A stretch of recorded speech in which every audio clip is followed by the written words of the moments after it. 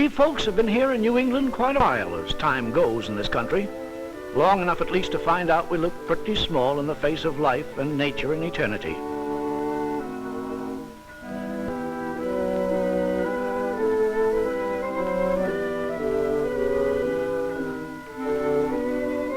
In memory of Hadlock Marcy, Esquire, born at Woodstock, Connecticut, January 30th, 1739, graduated at Yale College, 1761, died at Hartland, Vermont, December 29th, 1821, aged 83 years.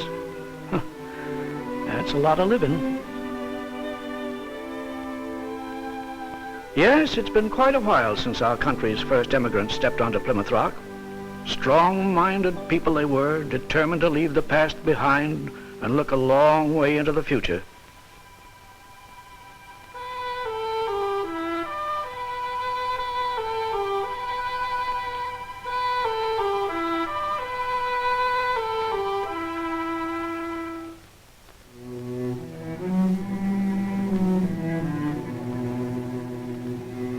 But I expect they weren't much different from us today at that. They just tried to keep one eye on this world and the other on the next. They started right out to make a living by the ways they understood, intended to keep themselves fairly well nourished until the hereafter arrived.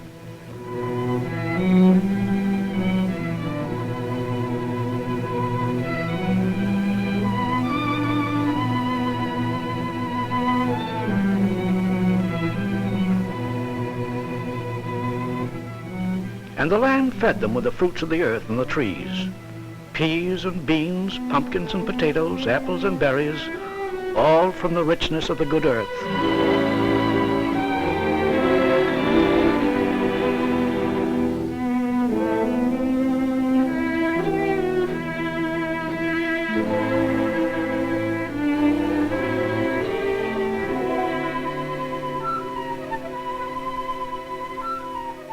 Tastes good, son, huh?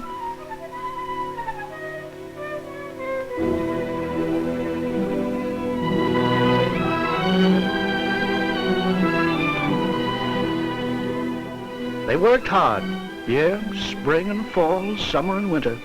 They worked hard to harvest the richness of the good earth, corn, wheat, and 100 other crops, draining the richness stored in the land for thousands of years. Lasted quite a while, considering.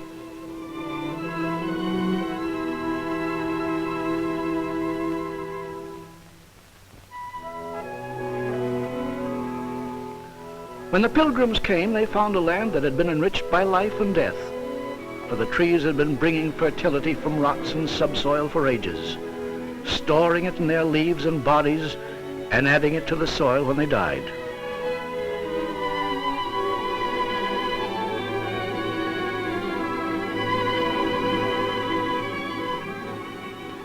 It all started, I suppose, with some pretty poor kinds of trees and bushes, bayberry maybe and juniper. But as they built up the land, they made it good enough so the tall pines and the maples and the birches could take over.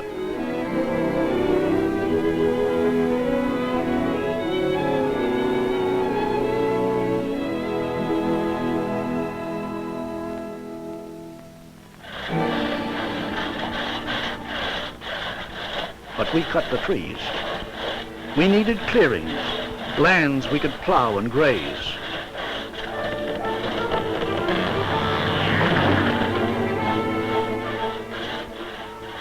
We cut the trees and built our houses and barns and churches.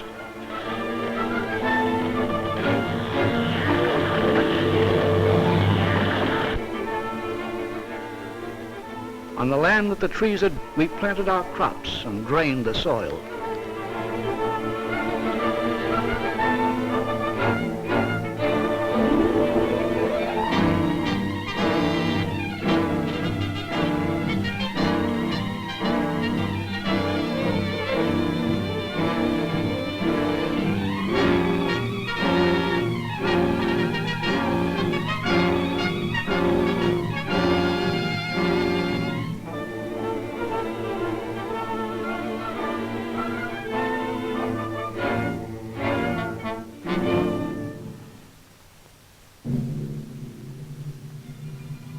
It was good land. Oh, yes. too many rocks to waste much time in idleness and sin. But the land was stuffed with the goodness that the trees had brought to the soil. A little hard to get sometimes, but there for the taking.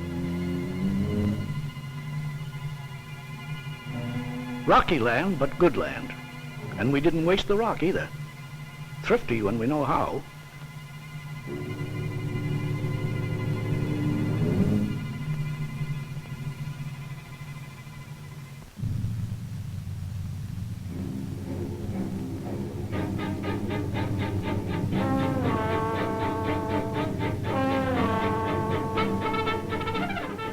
We've been plowing and planting and harvesting for quite a while as time goes in this country. Somehow that 6 inches of topsoil on the land has contrived to nourish the seed and ripen the harvest more than 300 times since we've been here.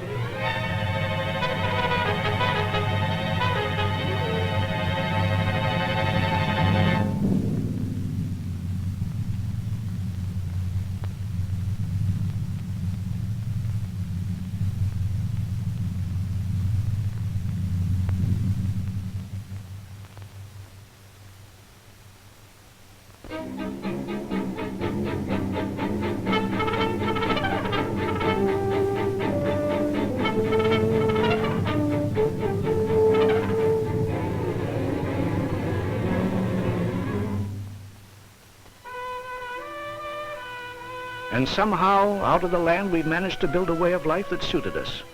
We've come and gone, and in between, we've worked the land.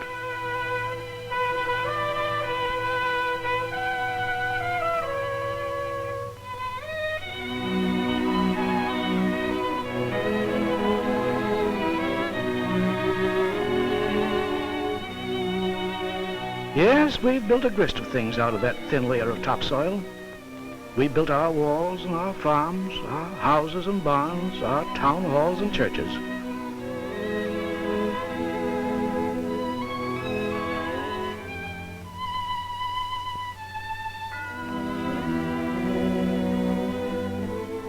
That's the way it's always been everywhere. When you come right down to it, all things we build must rest on this foundation of the soil. We've worked ourselves in the land pretty hard. Yes, we've done the best we knew how. And when we finished, we always trusted the Lord to take over.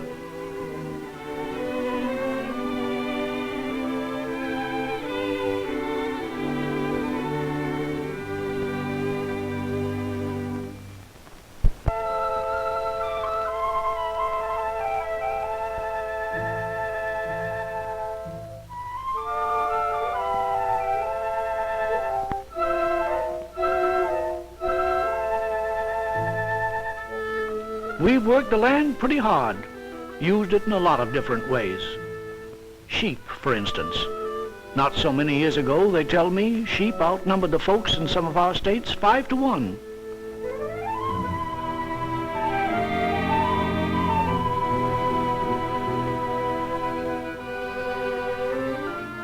Narrow valleys in the land fit for plowing mighty scarce. So the clearings were pushed up the steep hills and sometimes over the tops of the ridges. If you can't crop, you pasture. You chew the richness out of the land.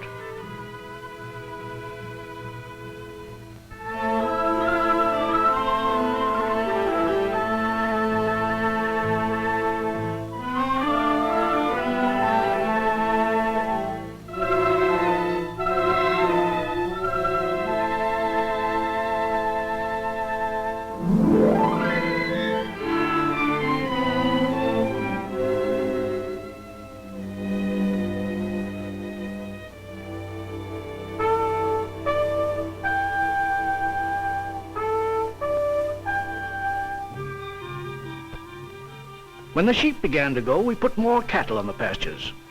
They could get more out of the land for the people who filled up our cities. The stony hillsides grew rich with white clover and blue grass, feed fit for any cattle. Spring and summer and fall, the cows bring the farmer the milk for the taking, and the steers grow fat with no feeding of hard-raised corn. This is the sweetening that offsets the bitter of winter and makes the year come out right. Morning to night, half the year, 150 pounds of grass a day, grazing, cropping, chewing, fescue and vernal, red top and brome grass, and richest of all, the blue grass and clover, grazing, cropping, chewing the good from the land.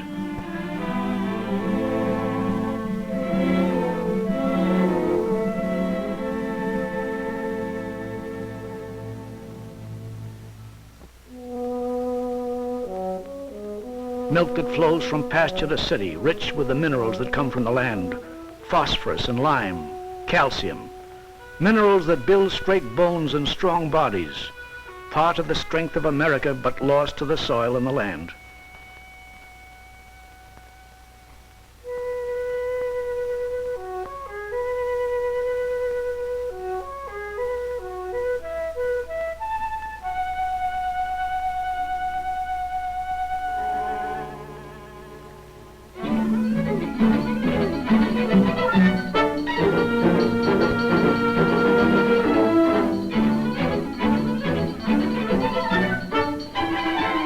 Empty bottles to be filled, 50 million quarts a day.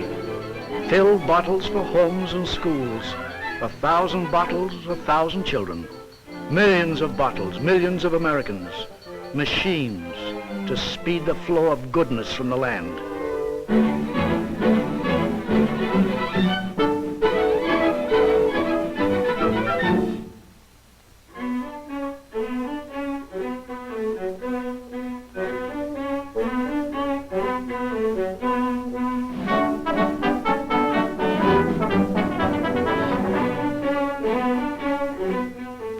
We work the land pretty hard, morning to night, summer and fall, mowing and cutting to fill the barns for the cattle in winter.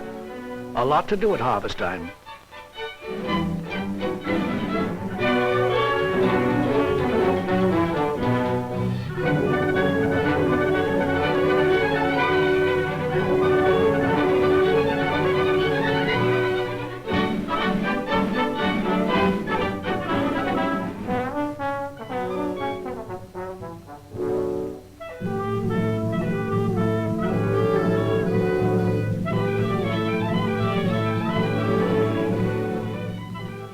One way or another, we all manage to take a lot of goodness from the land. Minerals that come up through the soil. They make strong bones for the cattle who eat the grass and the folk who drink the milk. But we drain the minerals away from the soil. Lime and phosphorus we take away mostly. 50 pounds of limestone on a good load of hay.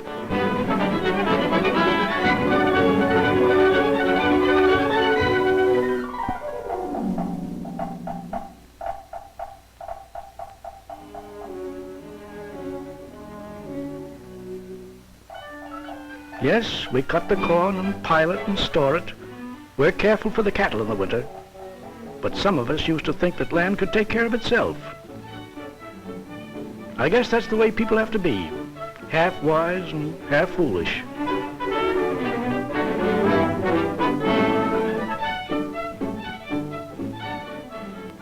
So load up the wagons and drive them to the barn. There's richness for the cattle and the corn. Cut the corn, pile it, and store it for the winter. We've plowed and harrowed, cut and turned. We've chewed and cropped and drained. We've piled and carried and stored. Let the land take care of itself.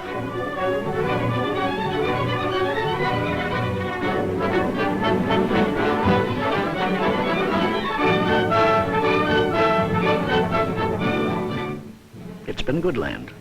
And it could take care of itself if there weren't any of us humans around.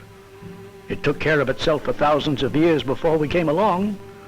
But the land didn't store corn, and hay and silos and barns. It raised trees that would draw up the richness and share it with the soil. That's hardhack. Steeplebush, we call it. Pretty to look at in a way, but it means the land's too poor for clover and grass. It means that we've used up the good of the land. That's juniper. That means about the same thing as hardhack.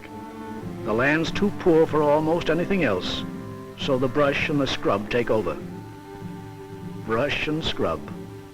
Hard fare for the cattle. Guess things always look greener on the other side of the fence. But there isn't much choice when we let the land run down. Mighty little nourishment anywhere. That corn was raised for the winter. Besides, good pasture would make more milk. Bad any way you look at it. That's the way it goes. The land runs down, the houses and barns run down, and, well, the people run down. Back in the hills at the end of the road, the few who stay on sometimes grow tough and wiry as the hardhack that takes over their pastures.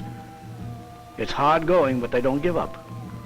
Those old settlers didn't clear this country with any idea of quitting after a while. We're not quitting either, while we can help it. Sometimes when the land runs down, we can't help it.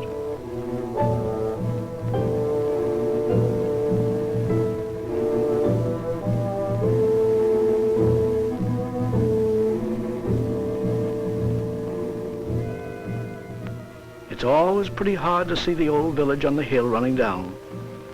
The young folks are mostly gone when this happens. Had to hunt for a living somewhere else. We've seen a grist of young folks go away looking for fresh land in the West in the early days, and then to the towns and cities. And behind it all is the running down of the land. Some folks once set a lot of store by those things. Too bad.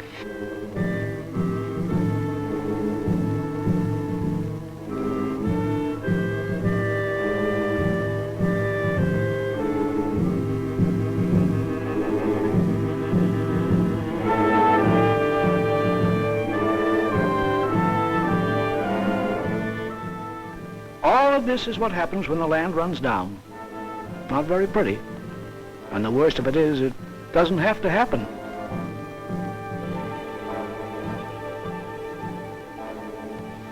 This farm for sale. Too bad.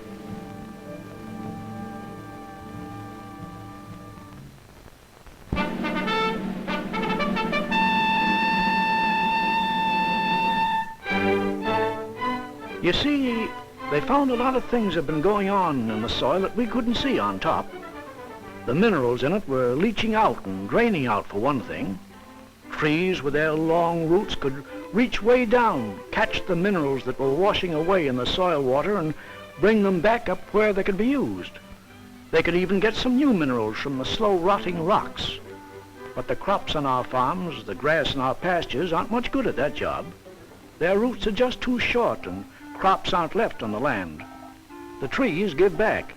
The crops take away.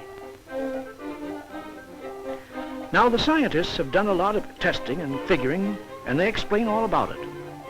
When the land's worn out, they say, those minerals that grass and clover need are just too scarce. Long used land down to pH 4.6. Sounds pretty scientific, but it means something mighty plain. Sour as a crabapple. And sour land doesn't favor grass and clover, just hardhack and ferns and moss.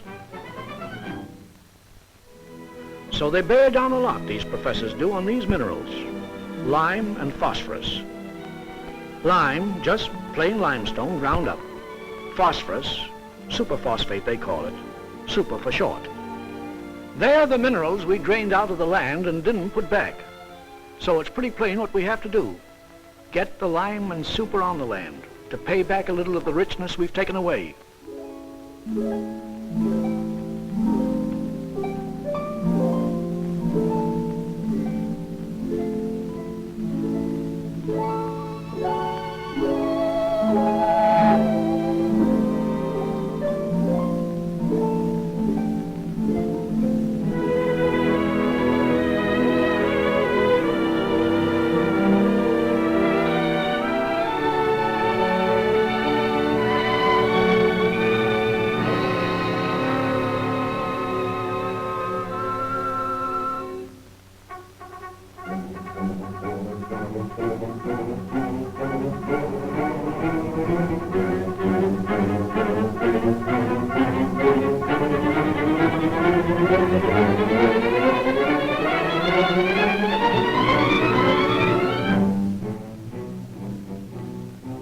Spread the super and shovel the lime. Shovel on the lime a ton to the acre. Up the hillside and over the ridges, cropland and pasture. Pay back the richness we take from the land.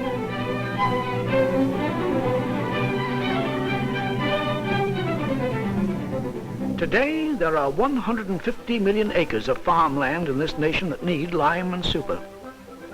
Lime for the clover, the alfalfa, and the grass.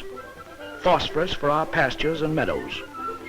So spread the super and shovel the lime in 1,000 counties and 1,000,000 farms.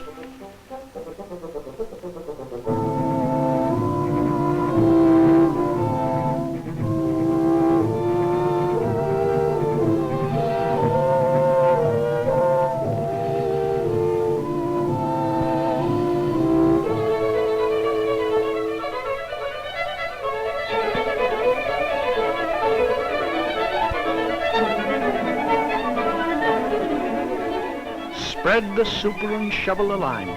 Put it on 1 year and it lasts for 5. Millions of tons of lime for the farms of America. Millions of tons of rich minerals to nourish and renew the land.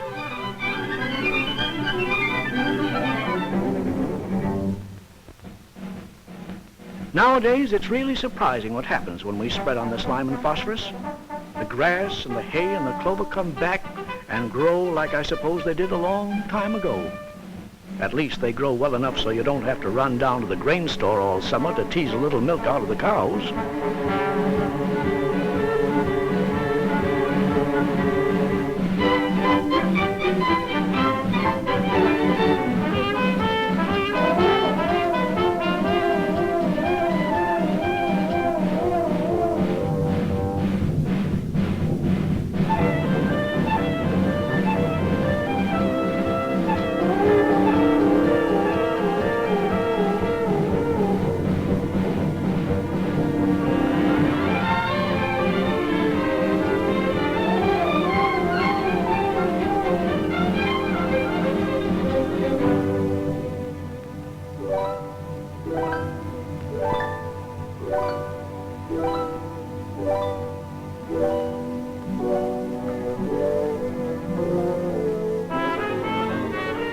We cut the corn and pile it and store it. We're careful for the cattle in the winter.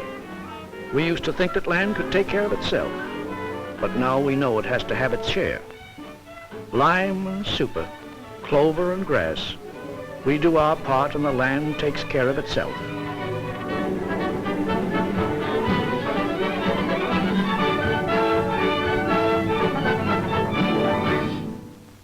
In our farming, we're building for permanency now. We're helping keep our country sound at the bottom.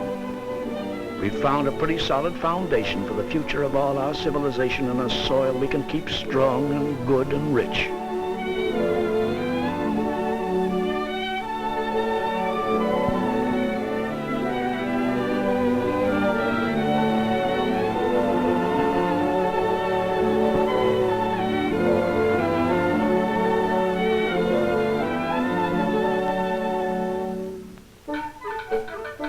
We know it takes a lot of thriving farms to pay decent wages to the schoolmarm and keep sound foundations under the town hall and the meeting house. We know it'll take a lot of thriving farms for the boys and girls who'll come along after we're gone.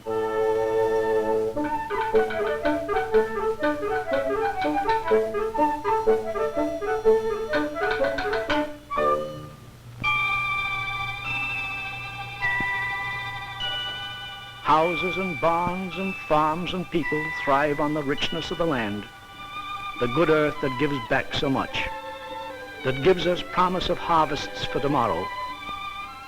We've been here quite a while as the time goes, and a lot of us aren't fixing to quit in a hurry.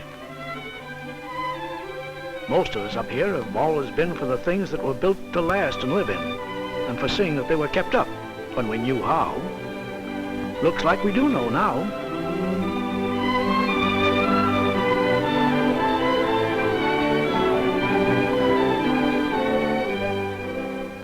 Well, I guess I've talked too much. Up here, we're not supposed to talk very much. Do?